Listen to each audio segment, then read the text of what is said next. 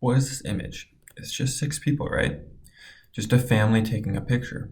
But what happens when we turn the page? This is Adichie, an acclaimed international writer. But did you see that when I first showed her to you? She was the woman in the middle. A picture is worth 1,000 words. But did that picture lie to you? Did it tell you something that wasn't true? No, but that picture did leave out some important details. Adichie gave a TED Talk called The Dangers of a Single Story. It was about how we, as humans, judge after only hearing a single story about a person or type of people. We will judge based on that one story. We see that same issue in our politics all the time. We are never given the full story. But how do we know? A study that was just released highlighted how those details are hidden from us. In September of 2020, a group of researchers decided to find out how much you were influenced by partisan media. They were underpaid, like all researchers trying to take down our corporate media overlords, and had to choose one research group to study. They chose our favorite people, Fox viewers, and forced them to face their armchair nemesis, smog, in a life or death battle they traveled. Oh wait, it was actually CNN. That makes so much more sense. Who flipped the scripts again? So what if you aren't getting paid? I'll fire you anyways. Okay, back to the important stuff. The Fox viewers had to watch CNN, but before that they had to take a test. This test judged their views on some topics to find a baseline. And after watching CNN for a month, the former Fox viewers had become more likely to agree with points made on CNN than with ones made on Fox over that similar time period. They took that same test that judged their views on topics that had been prominent over the last month, and the researchers had found that those Fox viewers' opinions had been shifted by the different coverage. I normally get my views from a homeless guy called Fox that lives down my street. That reminds me, he's been gone since September of 2020. But even more shocking is that the control group that watched Fox over the same time had gotten different facts about similar or the same stories. Some news stories were not even known by the other viewers, showing a major gap.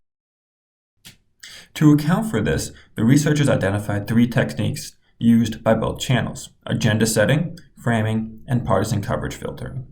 Agenda setting is the way that media companies show how something looks important. By talking about a subject for a long time with the same facts being used over and over, it makes the information look important. Framing is how houses are built. Arguments. It's how arguments are built.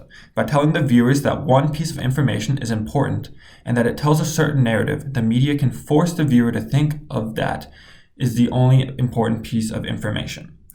Lastly is partisan coverage filtering. A media channel can just choose to not cover topics that don't align with their views. Because of this, their viewers don't know that the topic even happened. This is what we see in much of our media today. They only choose to cover a small selection of news that makes their side look good and makes the other side look bad. In this chart created by the researchers, we can see how much partisan coverage affects our most popular channels. For example, CNN covered Trump's COVID failures at 5 times a rate more than Fox, where Fox covered Democratic elites breaking their own COVID restrictions 12 times more. The researchers decided that this particular method was the most effective tool for partisan media. But all the tools are used to such an extent that it is hard to quantify. The researchers concluded that partisan media poses a great risk to democratic accountability in the future. They believe that as media companies become increasingly more partisan, then the ability to hold our elected officials accountable will diminish significantly. The researchers went on to CNN to explain their research, and this exchange you all happened. call this partisan coverage filtering. Basically, you're proving what we've sensed for a while, which is Fox viewers are in the dark about bad news for the GOP. That's right. Fox and CNN cover different issues, and Fox News predominantly covers issues that make the GOP look good and make Democrats look bad. And on the flip side, CNN engages in this partisan coverage filtering as well that we find. For example, during this time, the Abraham Accords were signed, and these were the agreements where Israel, the UAE, and Bahrain signed a major peace agreement. And we see that Fox News covered this really major accomplishment about 15 times more than CNN did. So we established both networks are really engaging in this partisan coverage filtering. It's not about one side, it's about the media writ large. I think you're engaging in some both sidesism there, Josh. Not trying to lay out a moral equivalency. It's not about what an objective standard is. It's really about how all networks do engage in this, and in order for viewers to get a realistic picture of the world, we need viewers to see all types of information. And unfortunately, what we find in this study is that the viewers don't want to engage in watching all sides. So as David mentioned, we see that viewers, we pay them for 4 weeks to watch CNN, but then after those payments stop, they go back to watching Fox News. So even though we try to incentivize viewers to watch both Fox and CNN, they don't want to engage in that hard work. Mm-hmm. They want to really just watch the side that makes them feel good. And this is why the media has such an important responsibility to cover both sides, to hold both parties accountable. And this study has already got a lot of attention. David, President Obama mentioned it on stage at the Atlantic's and the University of Chicago's Disinformation Conference that I was at in Chicago this week. Here's part of what Obama said about your study.